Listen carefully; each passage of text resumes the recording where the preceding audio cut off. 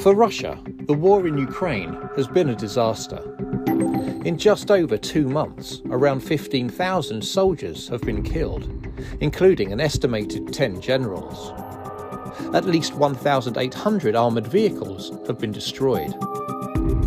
And the attempt to take over the capital, Kyiv, was a chaotic failure, resulting in a humiliating retreat. So what's wrong with the Russian army?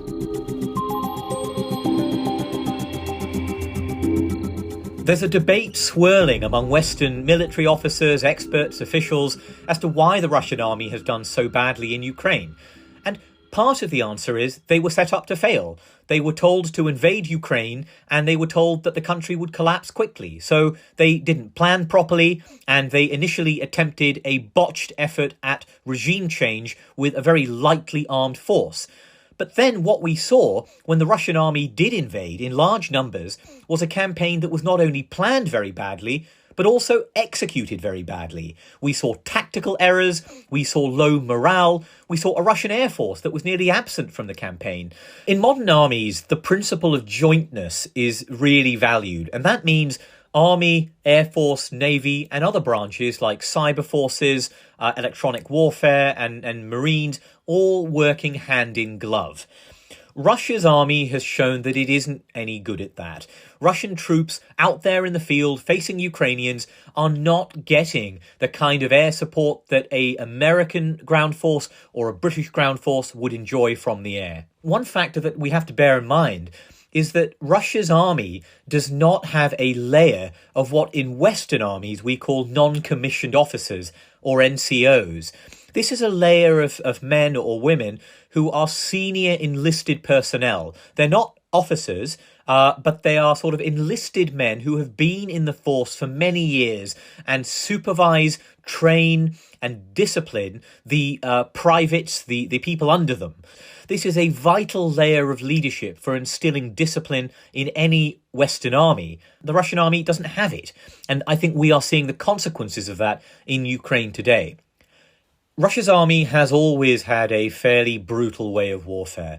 We saw this in Afghanistan in the 1980s, in Chechnya in the 1990s and early 2000s, and of course in their intervention in support of Bashar al-Assad, Syria's dictator, from 2015. And we have now seen it again in evidence of war crimes in places like Bucha, a suburb of Kiev, and other parts of Ukraine. There are probably two reasons for brutality. One of them is that it can be instrumental. It can be a way of terrorizing the civilian population to make it easier to control them, to subdue any kind of resistance or revolt.